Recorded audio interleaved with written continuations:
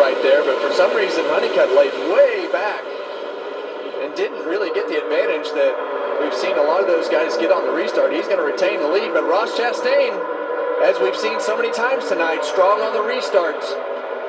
So strong. He's going to be able to pull him back down the straightaway here. But when I'm interested to see what Ross does here, because Ross really has a good fire-off truck. Clear. So get across each other. Big crossover by Caden Honeycutt, trying to side draft, get away from him. Going to clear into turn one and regain the lead again. Another crossover.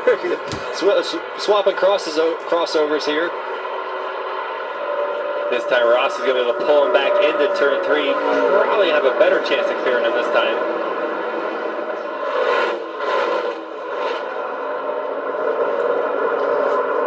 Yeah, you see this crossover right here after. Well, this is Ross sliding up in front of Honeycutt, and when you look at this situation right here, Caden Honeycutt drove that 45 truck. Ross Chastain is driving it now, but Caden Honeycutt was actually at Nice Motorsports, and they let him go when he decided that he was going to, jump ship and go to the 11 truck to drive for Tricom Motorsports. So he drove this truck for the first 16 races last year, and then wound up kind of jumping around, and Stuart Priestley got hurt and raced for the championship at the end of the year in his truck. So that's an interesting scenario right there with the 11 and the 45. Yeah, back to those crossovers, I mean, those are fun to watch, and they both were executed so well, right? Ross knew when he was getting crossed over, he tried to kind of pinch it off of four a little bit, because he knew he was about to get crossed, seen it coming, was trying to defend it, and then Ross again making a great move in the middle of 1 and 2, being able to make that move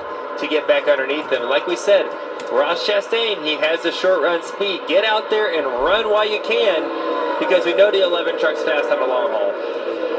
Carson Nascar making some moves. We saw he had trouble on pit road. Restarted way in the back. He's trying to get under Andres Perez here for 6. Going to make it happen. He's really fast on restarts. I think we saw this earlier. And we talked about, right, a little fire under the helmet right there. He might be motivating him. Yeah, and a couple trucks behind him, that 91 truck of Christian Eckes, he's obviously had more trouble on pit road, as you see Hocevar to the inside of Riggs right there. So Carson's rolling to the front, but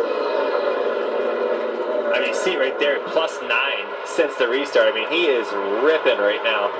How long will it last? And we see this is, I like to say it's the truck, but gosh, we see it in the cup side every time too. Like, I think it's the driver. I mean, he just fires off with so much speed, and we see it fall off, but gosh, it'd be interesting to see how long that lasts. We gotta go to commercial here real quick, but you won't miss a thing. We'll be right back with a quick 30-lap shootout. Ooh, frustrated. He knows what happened. Yeah, he got greedy. And none of that's on purpose, right? Like, it's just hard racing. At the end of the race, he has an opportunity. He sees the front cars there in front of him where he can get a solid finish, and took a risk. And we all make mistakes. We've all been there. Yeah, I mean, not fun. You have to be on offense in that scenario, and you drive in there and you think you're going to clear him, and you don't clear him, and you see him pounding on the steering wheel right there, because he knows how important those points are, and he knows that every race matters, and that mistake cost the team a lot of points. But pit road is open this time, so those who have tires, which is pretty much everyone, they have sticker tires and they're 3-lap scuffs. So you've got some options. Obviously, you want to put those sticker tires on right now. 25 laps to go. I would assume you burn them right here. I think so. Austin? Yeah, we got Christian Eckes coming to pit road. Obviously, a couple of my guys involved in that crash, but Christian Eckes, they were the first one to tighten up the truck for this run, and we overshot it here, so now we're going to free it back up, maybe get better on the short run because we lost too many spots. Ricky? Yeah, huge pit stop coming down for the 2 leaders. Caden Honeycutt has left pit road so far ahead the last couple pit stops. A lot of pressure on these guys. He's looking for air pressure adjustment. Wants to turn a little bit better through. That top lane's getting stacked hard. He's getting split. Carson Hocevar to the bottom of Caden Honeycutt.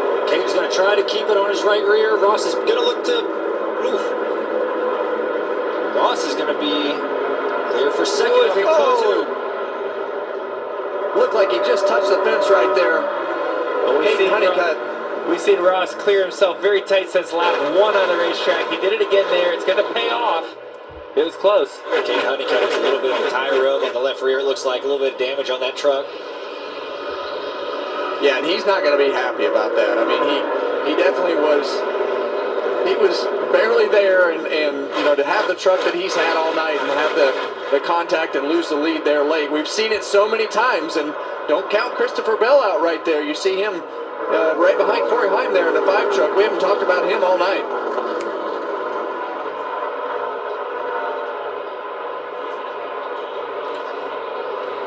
Let's take a look at that restart one more time right here as we see Connor Jones up on the outside. He's going to spin the tires.